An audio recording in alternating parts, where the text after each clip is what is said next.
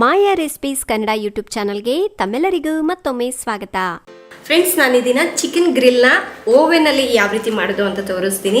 ತುಂಬಾ ಸಿಂಪಲ್ ಆಗಿರುತ್ತೆ ಆ್ಯಂಡ್ ಒಂದ್ಸಲ ನೀವು ಓವೆನಲ್ಲಿ ಟ್ರೈ ಮಾಡಿ ನೋಡಿ, ಮನೇಲಿರೋರು ಎಲ್ಲರೂ ಇಷ್ಟಪಟ್ಟು ತಿಂತಾರೆ. ಹಾಗೆ ಮನೇಲಿರುವಂತಹ ಪದಾರ್ಥಗಳನ್ನು ಬಳಸಿ ಈ ಚಿಕನ್ ಗ್ರಿಲ್ನ ಮಾಡುವಂಥದ್ದು. ಬನ್ನಿ ಈ ರೆಸಿಪಿ ಹೇಗೆ ಮಾಡೋದು ಅಂತ ನೋಡೋಣ. ಹಾಗೆ ನೀವು ಕೂಡ ಈ ರೆಸಿಪಿಗೋಸ್ಕರ ವೆಯ್ಟ್ ಮಾಡ್ತಾ ಇದ್ರೆ ಪ್ಲೀಸ್ ಒಂದು ಲೈಕ್ ಕೊಡೋದನ್ನ ಮರಿಬೇಡಿ. ಹೇಳಿ ಲೈಕ್ ಲೈಕ್ ಲೈಕ್ ಲೈಕ್ ಹೆಂಗೆ ಲೈಕ್ ಹೇಳ್ತಾರೆ.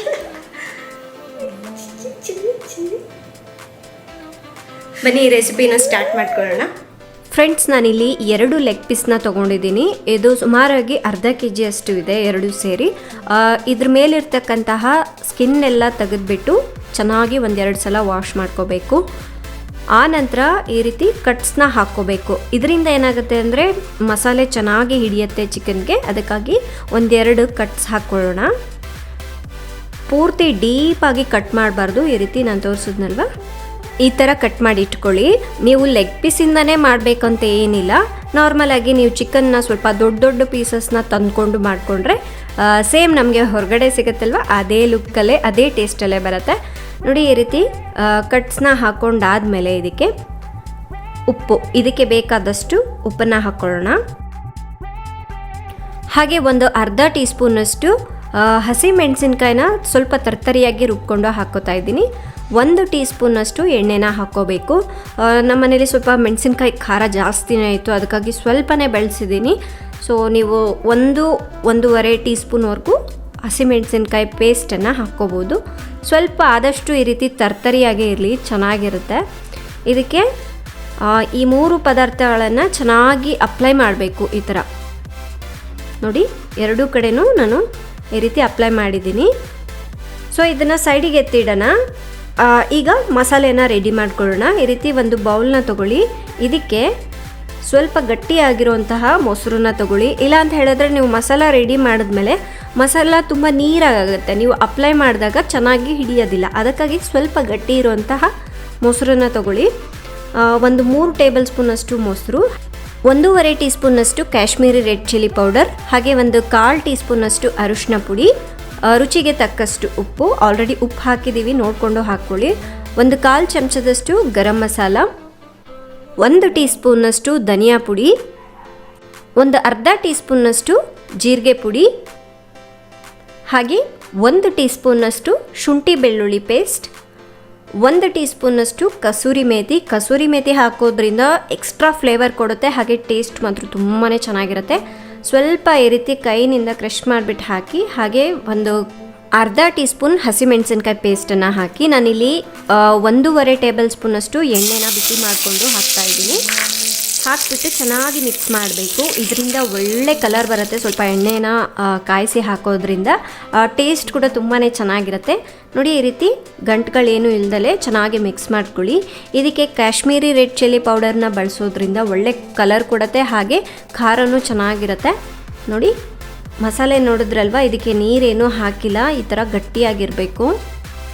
ಸೊ ಆದಷ್ಟು ಇನ್ನೂ ಸ್ವಲ್ಪ ಗಟ್ಟಿ ಇರೋಂಥನೇ ಮೊಸರನ್ನ ತೊಗೊಳ್ಳಿ, ಚೆನ್ನಾಗಿರುತ್ತೆ. ಈಗ ಮಸಾಲೆ ರೆಡಿ ಆಯ್ತಲ್ವ, ನಾವು ಫಸ್ಟಿಗೆ ಉಪ್ಪು ಹಸಿಮೆಣಸಿನ್ಕಾಯಿ ಪೇಸ್ಟ್ ಹಚ್ಬಿಟ್ಟು ಚಿಕನ್ನ ರೆಡಿ ಮಾಡ್ಕೊಂಡಿಟ್ಟಿದ್ವಲ್ವ, ಆ ಚಿಕನ್ಗೆ ಈ ಮಸಾಲೆನ ಚೆನ್ನಾಗಿ ಹಚ್ಚಬೇಕು.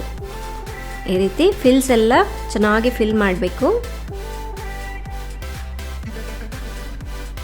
ನೋಡಿ, ನಾನು ಚಿಕನ್ಗೆ ಮಸಾಲೆ ಎಲ್ಲ ಹಚ್ಬಿಟ್ಟು ಇಟ್ಟಿದ್ದೀನಿ. ಇದನ್ನು ನೀವು ಅಟ್ಲೀಸ್ಟ್ 1 ಅವರ್ ಆದರೂ ಮುಚ್ಚಳನ ಮುಚ್ಚಿಟ್ಬಿಟ್ಟು ಸೈಡಿಗೆ ಎತ್ತಿಡಿ. ನಾನೀಗ 1 ಅವರ್ ಸೈಡಿಗೆ ತೆಗೆದಿಡ್ತೀನಿ. ಫ್ರೆಂಡ್ಸ್, ನಾನು ಲಾಸ್ಟ್ ಟೈಮ್ ಗೀಕ್ ಏರೋ ಕುಕ್ ಓವೆನನ್ನು ಬಳಸಿ ಕೇಕ್ ಮಾಡಿ ತೋರಿಸಿದೆ, ಚಿನಿಮಾ ಕೇಕ್ ಸ್ಮ್ಯಾಶ್ಗೆ. ನೀವೆಲ್ಲರೂ ನೋಡಿದ್ರಲ್ವಾ? ತುಂಬ ಜನರು ಕೇಳಿದ್ರು ಓವೆನನ್ನು ಬಳಸಿ ಗ್ರಿಲ್ಡ್ ಚಿಕನ್ ಹೇಗೆ ಮಾಡಬೇಕು ತೋರಿಸಿ ಅಂತ.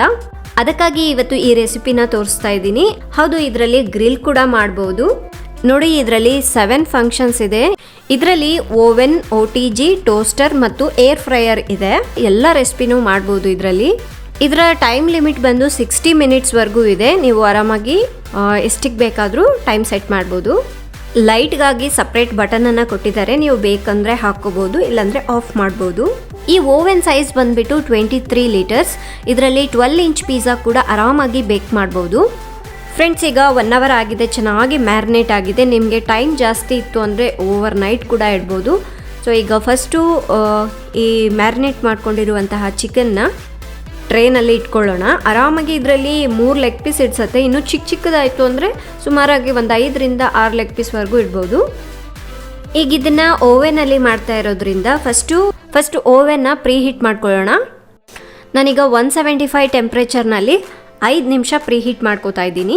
ಯಾಕೆ ಪ್ರೀ ಹೀಟ್ ಮಾಡಬೇಕು ಅಂದರೆ, ಈಗ ನೋಡಿ, ನೀವು ದೋಸೆ ಮಾಡಬೇಕಾದ್ರೆ ಫಸ್ಟ್ ಹಂಚನ್ನು ಬಿಸಿ ಮಾಡ್ತೀರಾ, ಆನಂತರ ದೋಸೆ ಹಾಕ್ತೀರಾ. ಅದೇ ರೀತಿಯಾಗಿ ಇದರಲ್ಲಿ ಕೂಡ ಅಷ್ಟೇ, ಫಸ್ಟು ಪ್ರೀ ಹೀಟ್ ಮಾಡಿಕೊಂಡು ಆನಂತರ ಗ್ರಿಲ್ ಮಾಡ್ಕೋಬೇಕು. ಈ ರೀತಿ ಇದರ ಜೊತೆಗೆ bake pan, air fryer basket, crumb tray, wire rack ಮತ್ತು ಹೋಲ್ಡರ್ ಕೂಡ ಕೊಟ್ಟಿರ್ತಾರೆ. ಜೊತೆಗೆ ರೆಸಿಪಿ ಬುಕ್ ಕೂಡ ಕೊಟ್ಟಿರ್ತಾರೆ. ಇದರಲ್ಲಿ ನೀವು ಕೇಕ್ಸ್, ಮಫಿನ್ಸ್, ಬ್ರೆಡ್, ಸ್ಯಾಂಡ್ವಿಚ್, ಇನ್ನು ಅನೇಕ ರೀತಿಯಾದಂತಹ ರೆಸಿಪಿಗಳನ್ನು ಮಾಡ್ಕೋಬಹುದು. ಫ್ರೆಂಡ್ಸ್, ನನಗೆ ಈ ಓವೆನ್ ಅಂತೂ ತುಂಬ ಅಂದರೆ ತುಂಬ ಇಷ್ಟ ಆಯಿತು. ಇವಾಗ ಪ್ರೀ ಹೀಟ್ಗೆ ಇಟ್ಟಿದ್ದೀನಿ. ಪ್ರೀ ಹೀಟ್ ಆದಮೇಲೆ ಗ್ರಿಲ್ ಮಾಡಲಿಕ್ಕೆ ಚಿಕನ್ನ ಇಡಬೇಕು. ಈಗ ಓವೆನ್ ಪ್ರೀ ಹೀಟ್ ಆಗಿದೆ, ಇದರಲ್ಲಿ ಚಿಕನ್ನ ಇಡ್ತಾ ಇದ್ದೀನಿ. ನಾನು ಇದನ್ನು 30 ಮಿನಿಟ್ಸ್ ಏರ್ ಬೇಕ್ ಮಾಡ್ತಾ ಇದ್ದೀನಿ. ಫ್ರೆಂಡ್ಸ್, ಈ ಓವೆನ್ನ ಯೂಸ್ ಮಾಡೋದು ತುಂಬ ಸೇಫ್ ಆ್ಯಂಡ್ ಸೆಕ್ಯೂರ್ ಆಗಿರುತ್ತೆ. ಇದರಲ್ಲಿ ಏರ್ ಫ್ರೈ ಫಂಕ್ಷನ್ ಇದೆ. ನೀವು ಎಣ್ಣೆ ಜಾಸ್ತಿ ತಿನ್ನಬಾರ್ದು, ಎಣ್ಣೆ ಪದಾರ್ಥ ಕಡಿಮೆ ತಿನ್ನಬೇಕು ಅಂದ್ಕೊಳ್ಳೋರಿಗೆ, ಮತ್ತು ನೀವು ದಪ್ಪ ಆಗಬಾರ್ದು, ಕ್ಯಾಲರೀಸ್ ಕಡಿಮೆ ತಿನ್ನಬೇಕು ಅಂದ್ಕೊಳ್ಳೋರಿಗೆ ಇದು ಒಂದು ಒಳ್ಳೆ ಗಿಫ್ಟು. ಏಕೆಂದರೆ ಇದರಲ್ಲಿ ನೀವು ಎಣ್ಣೆ ಹಾಕ್ದೇ ಫ್ರೈ ಮಾಡ್ಕೋಬಹುದು. ಫ್ರೆಂಡ್ಸ್, ಇಲ್ಲಿ ಟೋಸ್ಟ್ ಡಾರ್ಕ್ನೆಸ್ ಅಂತ ಹೇಳಿಬಿಟ್ಟು ಒಂದು ಆಪ್ಷನ್ ಇದೆ. ಇಲ್ಲಿ ಲೈಟ್, ಮೀಡಿಯಮ್, ಡಾರ್ಕ್ ಅಂತ ಇರುತ್ತೆ. ನಿಮ್ಮ ಫುಡ್ ಎಷ್ಟು ಡಾರ್ಕ್ ಆಗಬೇಕು ಅನ್ನೋದನ್ನು ನಾವು ಸೆಟ್ ಮಾಡ್ಕೋಬಹುದು. ನಾನು ಮೀಡಿಯಮ್ ಡಾರ್ಕಿಗೆ ಇಟ್ಟಿದ್ದೀನಿ.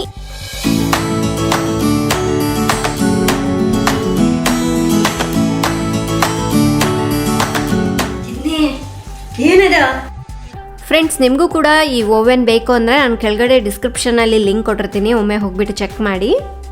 ಫ್ರೆಂಡ್ಸ್, ಎಲ್ಲ ರೆಡಿ ಆದಮೇಲೆ ಇದ್ರ ಮೇಲೆ ಸ್ವಲ್ಪ ಬಟರ್ನ ಅಪ್ಲೈ ಮಾಡ್ಬೋದು, ಬಟರ್ ಅಥವಾ ಎಣ್ಣೆನ ಅಪ್ಲೈ ಮಾಡ್ಬೋದು. ನಾನೇನು ಜಾಸ್ತಿ ಎಣ್ಣೆ ಏನು ಬಳಸಿಲ್ಲ ಅಲ್ವಾ, ನಾನು ಇದಕ್ಕೆ ಬಟರ್ ಮತ್ತು ಎಣ್ಣೆ ಏನು ಅಪ್ಲೈ ಮಾಡಿಲ್ಲ.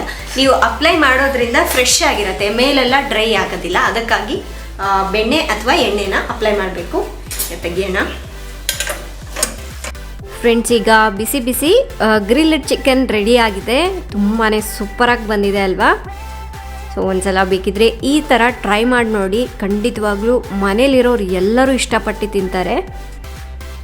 ಈ ರೀತಿ ಬಿಸಿ ಬಿಸಿಯಾಗೆ ಸರ್ವ್ ಮಾಡಿ, ಸೂಪರಾಗಿರುತ್ತೆ. ಸೊ ನಾನು ಚಿನಿಮಾ ಅಂತೂ ಈಗ ಟೇಸ್ಟ್ ಮಾಡ್ತೀವಿ. ನೀವು ಇದನ್ನ ಸ್ನ್ಯಾಕ್ಸ್ ರೀತಿಯಾಗಿ ತಿನ್ನಬೇಕು ಅಂದರೆ ಮಿಂಟ್ ಚಟ್ನಿ ಅಥವಾ ಮಯೋನಿ ಜೊತೆ ತಿನ್ನಿ, ಚೆನ್ನಾಗಿರುತ್ತೆ. ಅಥವಾ ನೀವು ಚಪಾತಿ, ರೈಸ್ ಜೊತೆ ಹಾಗೆ ಬೇಕಾದರೂ ಕೂಡ ತಿನ್ಬೋದು. ಇವಳು ತಿನ್ಸೋವರೆಗೂ ಬಿಡ್ತಾ ಇಲ್ಲ. ಅವಳಿಗೆ ಏನಿಲ್ಲ, ಸ್ವಲ್ಪ ತಿನ್ಸಿದ್ರೆ ಆಯಿತು, ಸುಮ್ಮನೆ ಆಗ್ತಾಳೆ. ಹಾಗೆ ಅವಳು ನೋಡಿದಾಗೆಲ್ಲ. ಸೊ ನೋಡಿದ್ರಲ್ವಾ ಫ್ರೆಂಡ್ಸ್, ಈ ಚಿಕನ್ ಗ್ರಿಲ್ ರೆಸಿಪಿನ ಓವೆನಲ್ಲಿ ಯಾವ ರೀತಿ ಮಾಡೋದು ಅಂತ. ಸೊ ನಿಮಗೆ ಇವತ್ತಿನ ರೆಸಿಪಿ ಇಷ್ಟ ಆಗಿದೆ ಅನ್ಕೋತಾ ಇದ್ದೀನಿ. ಇಷ್ಟ ಆದರೆ ಪ್ಲೀಸ್ ಒಂದು ಲೈಕ್ ಕೊಡೋದನ್ನು ಮರಿಬೇಡಿ. ನಿಮ್ಮ ಫ್ರೆಂಡ್ಸ್ಗೆ, ಫ್ಯಾಮಿಲಿ ಮೆಂಬರ್ಸ್ಗೆ ಈ ರೆಸಿಪಿನ ತಪ್ಪದೆ ಶೇರ್ ಮಾಡಿ. ಹಾಗೆ ಈ ರೆಸಿಪಿ ಹೇಗಿತ್ತು ಅನ್ನೋದನ್ನು ದಯವಿಟ್ಟು ನನಗೆ ಕಮೆಂಟ್ ಮಾಡಿ ತಿಳಿಸಿ. ನಾಳೆ ಇನ್ನೊಂದು ಹೊಸ ರೆಸಿಪಿಯೊಂದಿಗೆ ಮತ್ತೆ ಸಿಗೋಣ. ಅಲ್ಲಿವರೆಗೂ ಟೇಕ್ ಕೇರ್, ಬಾಯ್.